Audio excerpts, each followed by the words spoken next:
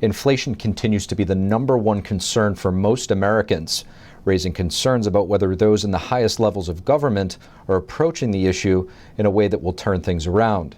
Our next guest is Matt Buckham, founder of American Accountability Foundation, and we're happy to have him on. Matt Buckham, thank you so much for joining us in the Capitol Report. No, thank you, Steve. Thanks for having me. Matt, I just want to ask you right off the top here, should there be any consequences when the head of the Treasury Department makes statements and winds up getting things so wrong in our calculations on inflation? Absolutely. Our organization is called the American Accountability Foundation. Accountability needs to happen.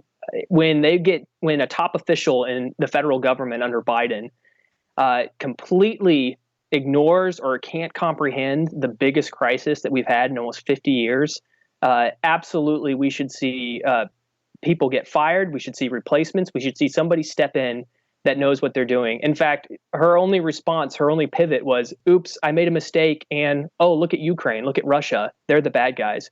When in reality, it's the entire administration, the Biden administration's policies that he's put in place, from falling back on energy production in the U.S., for spending trillions of dollars, when he even said himself most recently, deficit spending is the bad thing that causes inflation, causes Americans' gas prices to rise, causes the cost of bread and milk and basic food staples to increase. Americans are suffering. So absolutely, we should have accountability at the top level. We've never seen this in government, and it's got to end. The American people deserve a lot more.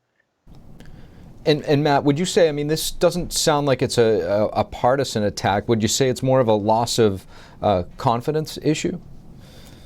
It's a loss of confidence, but this is no accident, Steve. We've seen the Biden administration not only ignore the issues of the day, but specifically tackle their radical agenda. And let me give you a few examples. They put Lisa Cook, they just recently confirmed her for the Federal Reserve, in charge of the monetary policy in this country, in charge of tackling inflation. They put her in charge of the Federal Reserve Board with zero experience. Right before they nominated her a few months ago, they stuck her on the board of the Chicago Fed and said, that's good enough. She's never written on this subject. In fact, she's been denied a promotion at Michigan State twice. Her peers and colleagues said she's unqualified, denied promotions from her own colleagues, own professors at Michigan State. But this is who Biden sticks on the Federal Reserve Board to tackle the biggest crisis of our country, to tackle rising prices and Americans' dollars being worth less. The real reason they put her on the board is because she protected rooters and rioters in 2020, wanted to bail them out of jail, and she's advocated. The one thing she has advocated for is for white supremacy and racism across this country, and that we need to have reparations on a national level.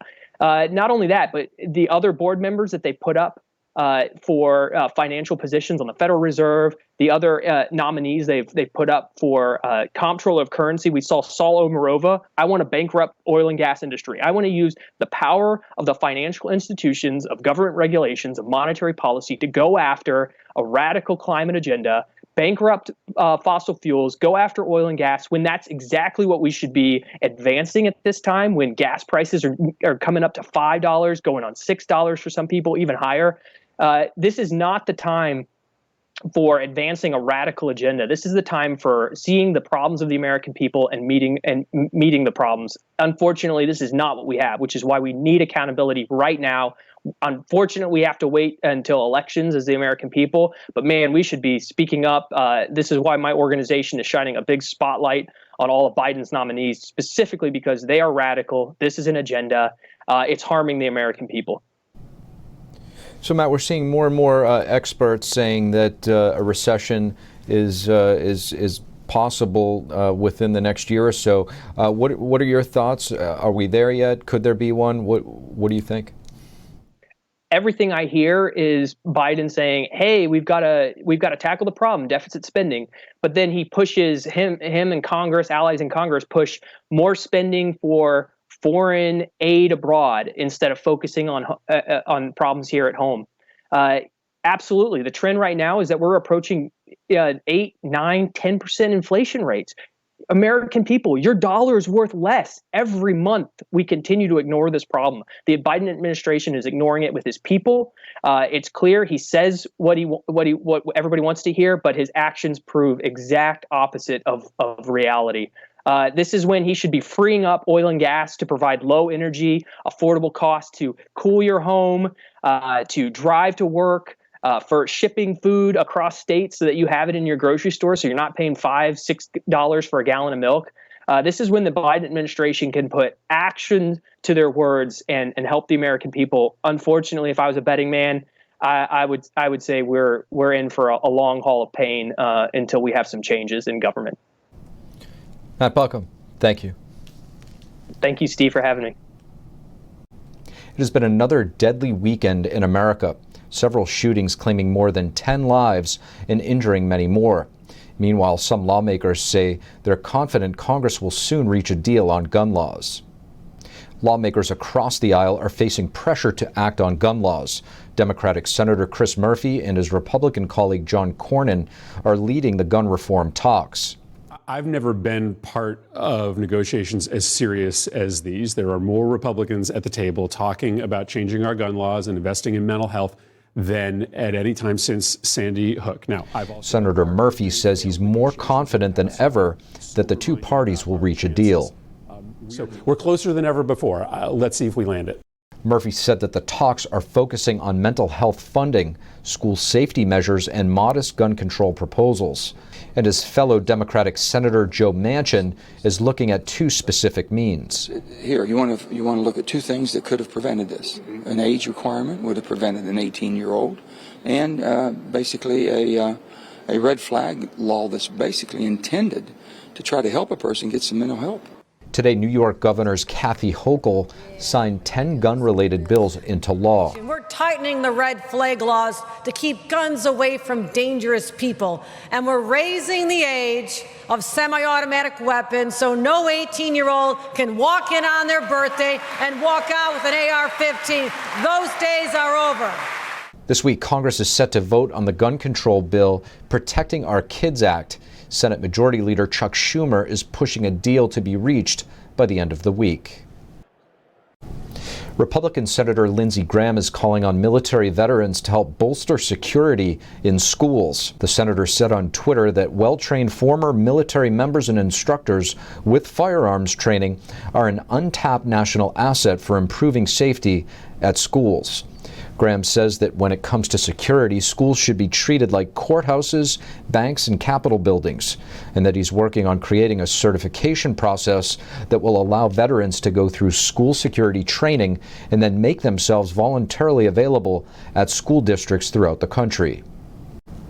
Elon Musk is accusing Twitter of resisting and thwarting his ability to obtain information about bot accounts on the platform. The Tesla CEO is seeking to do his own analysis of the number of bots or fake accounts on Twitter. Musk's attorneys sent a letter to Twitter saying that the Twitter board is breaching the terms of their April deal. That's because Twitter is not handing over the information Musk needs to evaluate spam and fake accounts. The letter says that Musk believes Twitter's analysis on the number of bots is faulty, and that Musk is clearly entitled to the requested data. The letter was posted on the website of the U.S. Securities and Exchange Commission. It caused Twitter shares to drop by 5%. Oklahoma is arguably one of the most pro-life states in the country. Governor Kevin Stitt recently signed into law one of the most comprehensive abortion bills in the U.S. We had a chance to sit down with the governor of Oklahoma to talk about this. But first we asked him about the recent mass shooting that took place in Tulsa just a few days ago. Governor Kevin Stitt, thank you so much for joining us on the Capitol Report. Well, it's good to be here. Thank you so much for having me.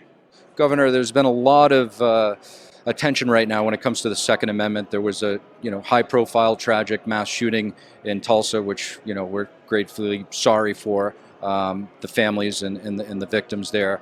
What is the temperature right now in Tulsa when it comes to the Second Amendment?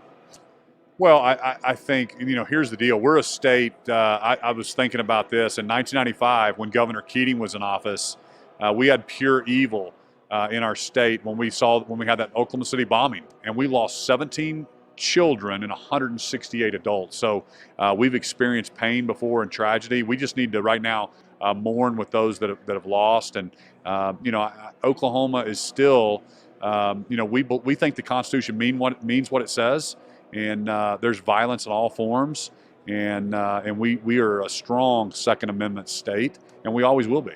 When you say you, as Oklahomans, you believe that the Constitution means what it says, can you elaborate on that as to why we have the Second Amendment? Well, I mean, I think our founding fathers got it right, that there are the Bill of Rights, there are certain unalienable rights, that life, liberty, the pursuit of happiness, and in this case, the right to bear arms. And so that is in our Constitution. It's the Second Amendment, and that's what we believe in Oklahoma. And as governor, that's what I believe. I mean, I'm a big hunter and a big proponent. I mean, we condemn any kind of violence. Of course, these things are super tragic. But again, like I said, it comes in all, I mean, evil is evil. Let's focus on what has happened. What is the mental health crisis going on in our country right now? And the lack of values and integrity and right from wrong, and the young people growing up right now in a godless society. Those are some things that we need to talk about, and you can't just always react to, the weapon of choice was the problem here. Governor, I want to switch gears a little bit. You just recently signed into law what some are saying some of the most strict abortion laws in the country. Some are saying that they're the most righteous abortion laws in the country. What was your guiding principle in doing so? Well, first off, the Supreme Court, I just think we ought to say this. If the Supreme Court does what it should and gives this back to the states, the Supreme Court's not saying that abortion should be legal or illegal. It's just saying it belongs to the states or the people, and we 100% agree with that. And we recognize that some states may do things differently, but I represent all 4 million Oklahomans. And in Oklahoma, we overwhelmingly support life. And so I just signed a bill that basically bans abortion at conception. And, I can be interviewed by a million people in different national medias. And let me be clear, we don't believe in abortion in Oklahoma. And we think, abortion begins at conception, but you can have that debate. France bans it at 14 weeks. Socialist Sweden bans it at 18 weeks. But I'll tell you what, the states like Colorado that just passed abortion on demand all the way up into birth, I don't think there's anything more barbaric and more wrong than that. And so again, I'm proud to be the most pro-life governor in the country, and I represent Oklahomans, and we don't want abortion in our state. I don't know how much more clear we can be with that. In our state, we think it begins at conception, and I'm elected by the people, and I was proud to sign that bill. We have a very fascinating midterm election cycle upon us here. Based on what you're hearing from Oklahomans, what do you think are some of the top issues driving those? Well, I think the left has kind of gone off the rails a little bit. I mean, I signed a bunch of common sense bills, save women in sports. Basically, we're going to protect women's sports in Oklahoma. I can't believe we have to sign a bill that says a biological male is not going to compete with girls in swimming and track and field and in weightlifting and in volleyball. There's biological differences between males and females. And I've had so many young women come up and thank me for that. It's not controversial in our state. It seems like some states are listening to a very vocal minority, and they're changing what truth is. I signed a bathroom bill that basically says we're going to make boys go to boys' bathrooms and girls go to girls' bathrooms. And then we're also going to have a third bathroom that if you're not comfortable with one of those two, you can go to this other one. But we're not going to let a boy go to a girl's bathroom. And this is for K through 12 in the state of Oklahoma. It's overwhelmingly supported. To us, that's just Oklahoma common sense. We're not sure why another state wouldn't figure that out. But I have fifth grade girls and their parents just say, listen, my daughter was nervous to go to the bathroom in one school that tried to allow boys to go to a little girl's bathroom. And so we're going to protect girls in our state. Governor Kevin Stitt, thank you. Thank you. In a bipartisan gesture, First Lady Jill Biden unveils a postage stamp honoring one of her predecessors, former First Lady Nancy Reagan. Here's Jill Biden speaking at the White House. Next month would have been Mrs. Reagan's 101st birthday, ending her centennial year And with this stamp, we are affirming that she made such a difference. Joined by the Postmaster General and Reagan's niece, Jill Biden praised Nancy Reagan for her accomplishments, including the Just Say No anti-drug campaign and advocating for research on Alzheimer's disease. She's the 6th First Lady to be on a stamp, and her stamp will be officially issued on July 6th. The Washington, D.C. Public Health Lab confirmed the first positive case of orthopox virus. According to dc.gov, monkeypox is in the orthopox family of viruses. The patient was diagnosed with the virus after a recent trip to Europe. The patient's sample has been sent to the CDC for further testing. The CDC should be able to confirm if, in fact, the case is monkeypox.